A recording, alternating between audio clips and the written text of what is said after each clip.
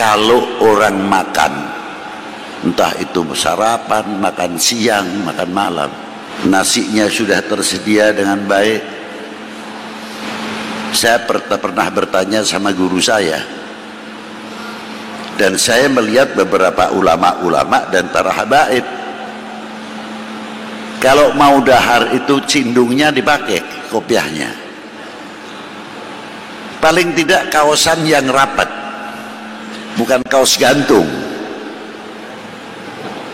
Sarungnya rapi, yang tidak berkopiah, sisiran dengan baik.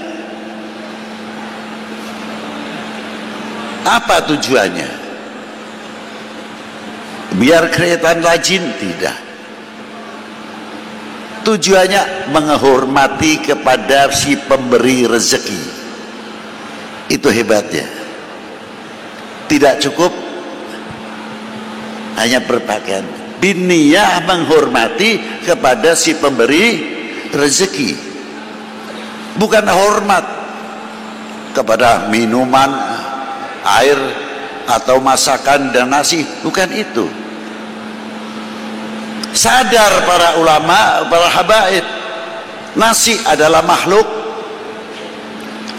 air adalah makhluk, sarana mencari kenyang, tapi tidak mampu untuk mengenyangkan, terkecuali bertemu kepada yang mengenyangkan. Mau makan 2 piring, 3 piring, tidak ketemu yang mengenyangkan. 5 piring pun masuk, tidak ada apa-apanya. Tapi kalau kenal, mencari siapa pemberi kenyang ini, dengan melalui sarana nasi atau minuman, itu satu. Maka para kesepuhan ulama sampai baginda Nabi SAW khususnya, kalau habis makan tidak mau minum setengah jam atau 1 jam. Sebab apa? Enzim yang keluar habis makan jangan sampai tidak menjadi obat, hancur oleh minuman. Akhirnya enzim itu tidak bisa bekerja, tidak bisa mencegah kencing manis, tidak bisa mencegah kolesterol, tidak bisa mencegah darah tinggi, karena dihancurkan sendiri oleh tadi minuman. Tidak cukup dari itu saja, tangan kanan ini diberi enzim. Yang sebelah kanan ini setiap mengepal makanan apapun itu mengeluarkan pemunah dan mengeluarkan satu cairan yang sekiranya perut itu kurang mampu untuk mencerna, tangan kanan inilah sebabnya. Tapi kalau tangan kiri tidak bisa, enzimnya tidak sama, bakterinya pun juga tidak sama. Ini kekompakan salah satu tubuh manusia. Itu diantaranya. Coba kalau tidak percaya, ambil 1 genggam nasi, tangan kanan dan tangan kiri, mana yang lebih busuk? Pasti kanan dulu. Bahkan disunahkan kalau cebok pakai tangan, karena bakterinya berbeda dengan tangan kanan. Kalau orang sering pegang bendanya pakai tangan kanan sering, itu bisa mewariskan impoten. Tapi kalau karena tangan kiri tidak. Itulah hebatnya anatomi manusia, karena kita mengenal selaku manusia apa yang ada diberi oleh Allah dalam tubuh manusia. Lita'a itu diantaranya. Lain daripada itu, dalam segi nilai-nilai akhlak wal adab, para kiai ini hebat, para habaib.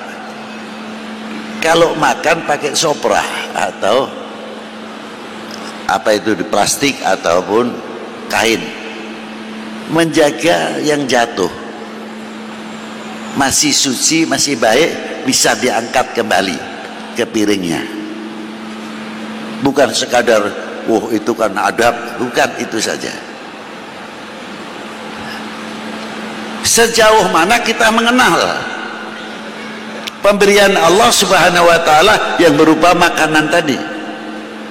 Apakah satu buah atau satu butir nasi yang jatuh dari tempat kita makan, kita mampu menghormati, diambillah selagi itu bersih, atau kita diamkan? Kalau dunia tasawuf akan langsung saja, sombong amat lu, ambil satu butir nasi saja gengsi. Itu saya lihat secara zahiriyah. Tapi kalau kita mengenal ta'arufu, saya bertanya, siapa di antara kita yang mau menciptakan, mampu menciptakan satu butir nasi? Mampu atau tidak? Menciptakan satu butir nasi bisa. Hebat betul tuh kalau ada yang mengatakan mampu. Sejauh mana kita bisa menghormati satu butir nasi? Jangan takabur dulu, habis panen uang banyak, ambil, tunjukkan ini di antara keagunganmu ya Allah. Karena makan pun bisa menemukan, mengenal kepada Allah Subhanahu wa ta'ala. Maka makanya ulama aulia saja ibadah. Lah ini di antaranya. Diambil. Lebih jauh, satu butir nasi ternyata yang ikut andil banyak sekali. Bukan satu orang, dua orang, tiga orang. Dari mulai mencangkul tanah sampai meluku, bajak, tandur, tebar tandur, matun dan sebagainya, ngerabuk dan sebagainya, dengan penuh kesabaran, menanti dengan doa semoga panennya jadi. Satu sisi ingat anak saya masih di perguruan tinggi, satu sisi ingat anaknya masih tahfidzul Quran, ada yang di pesantren dan lain sebagainya, mengharapkan panennya itu baik.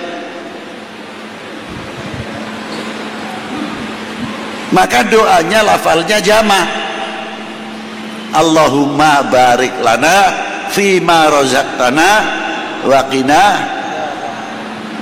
Kok tidak menggunakan kalimatul mufrad?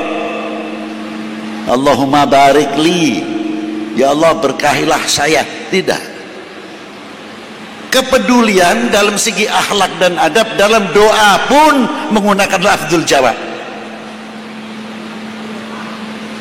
Allah, ya Allah berkahilah kami yang nangkul, yang membaca, yang tebar, yang tandur, yang dan sebagainya, sampai yang memasak jadi nasi. Ikut Allahumma barik lana fima razaq wa qina adzab, didoakan. Sekalipun yang menanak nasi masih belum sholat 5 waktu terkadang, la sholata wala shaum, tidak puasa terkadang, tapi dengan barakah wa qina adzabannar, yang tadinya tidak ibadah, Allah Ta'ala memberikan taufik wal hidayah. Doa dengan doa Allahumma barik lana fima razaqtana wa qina adzab